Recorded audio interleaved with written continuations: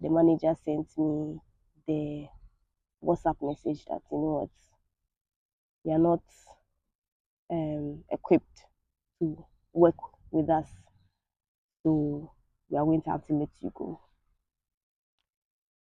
And good luck in your job search. It hits me like a bullet to my chest. It was painful. Like, and now it was too late to call.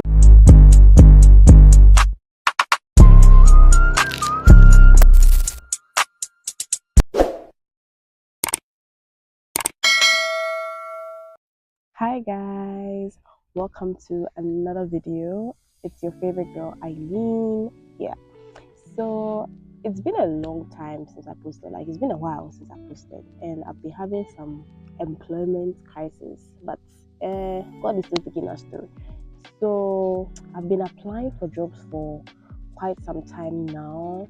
You know, these online applications, it's either they are sending you rejection emails or they ghost you completely. Like, you don't hear from the companies at all. So I've been getting a lot of emails that, oh, they're sorry, they're sorry, no babe, you're not sorry. So I started like going to the shops physically, like some of the shops physically. So when I go to some of the shops physically, refer me back to online. I'm like, babe, if I was having any luck online, do you think I'll be here physically? No, of course not. But I think one shop that really gave me like positive feedback was Zara. So like I'm sure they have like a pile of my CVs. They have a pile of my CVs there, right? I was applying to jobs back to back, back to back. And then my sister was also helping me. So sometimes she would send me flyers of some of the applications or vacancies that she has seen online via TikTok or Instagram, right? And I would apply. There was this restaurant that, you know, they called me, oh, when are you available for an interview? I was like, oh, I'm available immediately. I went for the interview. During the interview, you will see that I don't really have experience for what the kind of job they were offering, but he was like, okay, he'll give me a chance. You know, when like you don't qualify for something, somebody wants to like give you a chance. They're like, wow, you're taking a chance on me. That's so nice. And like I was really excited, and I was determined to put my all and all into this. So we did some trial shifts, like first 2 days. Then he was like, "Oh, it's not bad," and I officially started working like the next week on probation. So he was supposed to give me a 2 weeks probation, right? But I ended up working for 5 days, and I was really surprised on that day. So personally, I thought I was not doing a bad job. At least no one really gave me the impression that, oh, you suck, right? It didn't seem so bad, especially if we had, I wouldn't say an agreement, but we had an understanding. At least that's what I thought. We had an understanding that, okay, she's not really experienced, because I worked in a restaurant before, but it was McDonald's, and what we do at McDonald's is not the same as what they were doing there. So I was like, okay, okay, okay. So it's quite, should I say, it's more challenging, right? It brings the beast out of you. It's more challenging, right? So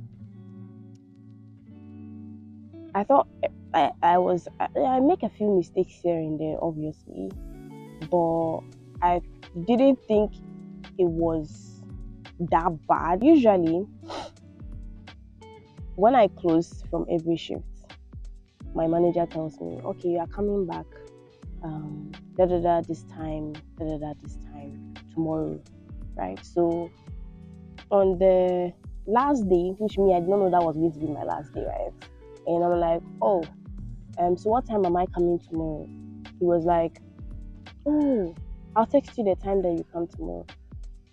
Immediately, I felt it weird, but I was like, oh, maybe it's not that deep. Maybe it's not going to be busy or something, because you know restaurants usually their peak days are busy days are like weekends and so that was like more of a weekday.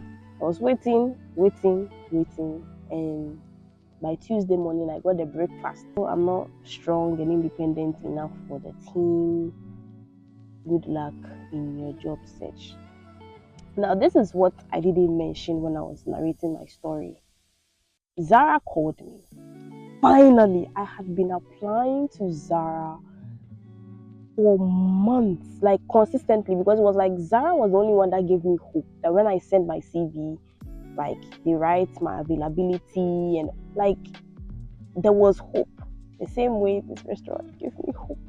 But anyway, so like there was, and I really want, like, I mean, just want to work in Zara. Like I had been deliberately chasing Zara for months. I think since last year, November, back to back, sending my CV. So Zara called me for, well, like there's a vacancy, but I'll only be working for 4 weeks, right? Full time for 4 weeks. Yeah, full time for 4 weeks. And I was like, and by then I had started working at a restaurant. I was like, oh, you know, when I was comparing the two, I was like, oh, it wouldn't be nice that they finally gave me an opportunity. And believe me when I say, if I had just the slightest discernment or sign or like intuition that something is off, these people might sack me, I wouldn't have wasted time to tell Zara that I'm available to work. But it actually seemed promising. So don't blame me. I had to turn them down because this one seemed promising. You know, when you work in a restaurant, like from my experience when I was working with them, it was nice. You get to talk to customers, you get to meet new people. I don't know, but to me, I felt like the restaurant was more like, there was more exposure working in the restaurant than working in a clothing shop. So I was like, but I'm still pained.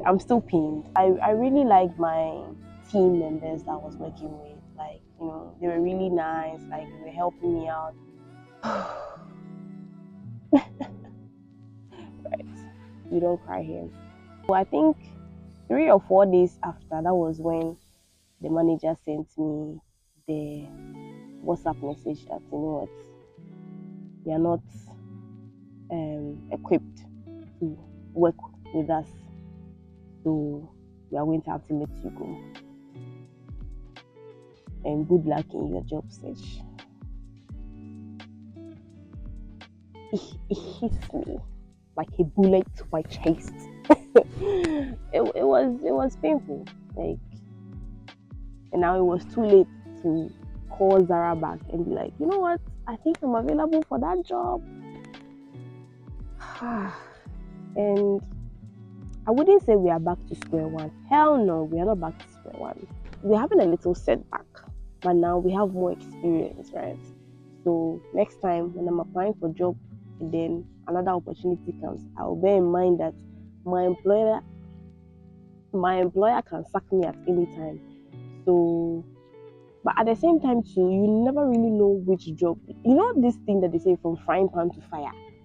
So it's like you have to weigh all those things. But well, when I was in Ghana, I never really assumed that getting employment here would be so hectic, because that was not what I was informed. You know, it's about time we start telling the truth, right? It's not nice to tell people that, hey, I go share the Juma Waha. Then when people enter the system, you are saying that, oh, like, you have to calm down, small, they be a bit like.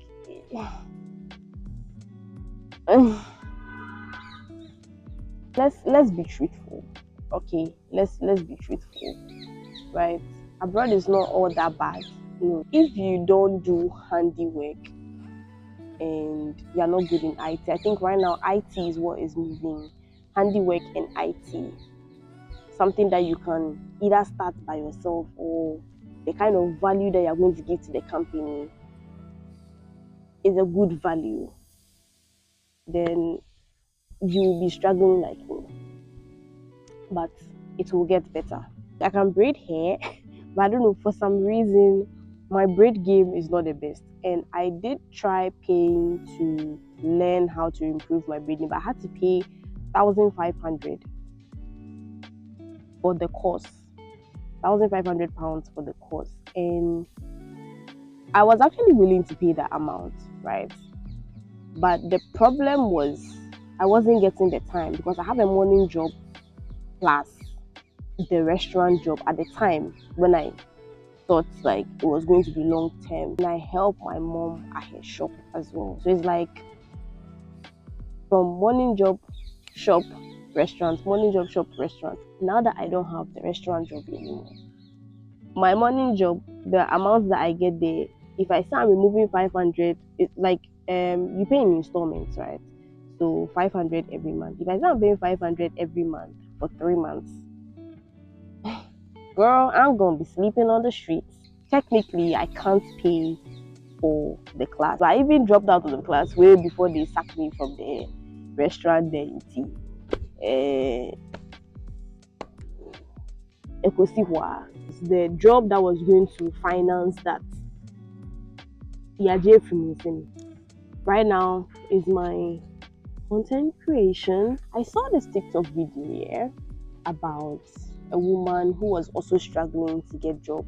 The person had like a YouTube channel or a TikTok page or something like that, like about job applications and all those things. And she said she joined and she paid about £200 to join. And then she realized that the course didn't help her get a job.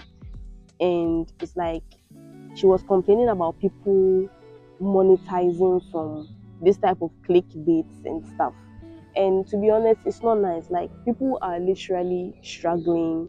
So it's like right now, example, if somebody tells you that, oh, like, or if you are scrolling through the internet and then you see something like job applications, and like you are even having trust issues, that if you click on this link or you tap on this video, you're just going to listen to a whole lot of stuff that is not going to like really help you in any way, and it's not nice. It's not nice. So right now, even if you want to start something, you need money, you need connections.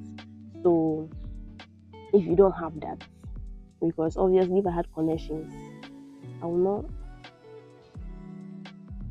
be struggling like this. I'll just call, hi Dangote, like, yeah, it's me. You know what?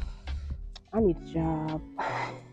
I don't know if that's how they have been calling big people to ask them for favor, but anyway, what I have noticed is people who do handiwork, barbing, hairstylist, crafts, IT. Those are the people that, and to be very, very honest, I feel like any part of the world you find yourself, whether you travel abroad or you are in your own country, any part of the world you find yourself, you can still make money out of these things, right? The only difference is value. And I think maybe challenges depending on the kind of systems that are running the country, right? So maybe you might make more profit if you were located in one country compared to maybe if you were located in the US, you might make more profit from streaming than if you were located in Ghana, right? Because of network problem. So I do think that if you are traveling abroad, for that one there, it is a fact. Unfortunately, I have learned the hard way. If you're traveling abroad, you really need to. And to be honest, as I said, I don't think this is a traveling abroad issue, that you now have to learn something handy like barbing. I was about to say barbing, braiding, crocheting. Anywhere you find yourself, you can eat from it. That is what I have realized, that you can eat from it anywhere you find yourself. The only challenge I feel is probably networking to get the right customers or to meet the right people the right promotion, money for quality promotion and all that stuff. So the main factors to help in whichever country you find yourself is money for promoting your craft and networking with the right people, expose your business or your brand to valuable customers, because there are some customers that will just stress you for nothing. Yes, if you don't have the right customers, and trust me, I know what I'm talking about. If you don't have the right customers, you will just go through unnecessary stress, and then you are not even making profits like that. Then somebody will now be calling you and be stressing you out. Like, hey, I feel like one of these days, as business owners, there has to be some kind of law. If some customer is giving you unnecessary headache, unnecessary stress, you just tell the person your mind, because this a customer is always right. Is always some of the customers, they take advantage. Like, hey, you are always right, and so you come and be stressing my life. Please, so I'm somebody's baby girl. Hey, somebody's baby girl, you're coming to be stressing me like that. Who the hell do you think you are? But yes, so that is my employment roller coaster. I'm actually employed. I just don't make enough money for my morning job. It's not like I'm being ungrateful to God who gave me that job, or I'm being ungrateful to my manager who employed me. No, I wouldn't say it's not enough. But technically, to fund things that I want to do, like if I want to start a business, there are some things I have to subtract from my daily activities, because if I say I will pay for those things, I'll come in on this park and come and sleep here. So to my unemployed kings and queens, or part-time employed kings and queens, I know it's not easy. You are going to start your own business, either you don't have enough money, or like starting your own business is another whole cost. Working for somebody is another whole stress. But it'll be fine. Small, we will make it. We will get there. We will get there, and we will come back to this place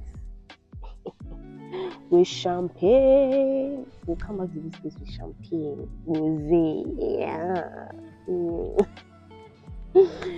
And then we'll come and give our testimonies.